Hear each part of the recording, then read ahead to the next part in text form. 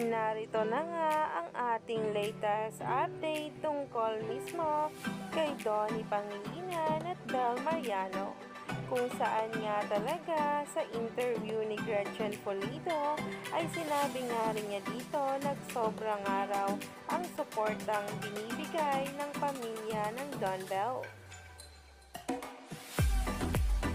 Kaya naman narito rin ang reaksyon ng Don Bell dito na talaga nga namang kinakikiligan na at ngayon ay nagtitrending. Marami nga talaga ang kaganapan tungkol sa Don Bell, lalo na nga ang interview na ito noong nag-Netflix promo day sila. Narito ang nasabing video. Kwento ni na Donnie at Belle, proud na proud ang kanilang mga pamilya sa project na ito at may payo rin para sa kanila. Actually, si Mom nga, everyday tinatanong niya, so ano nga mangyayari kay Bingo? Kasi nakita ko sa trailer ganun-ganun. Sabi ko, Mom, panoorin mo na lang. I think the biggest advice they give me is to just be yourself and don't forget your purpose.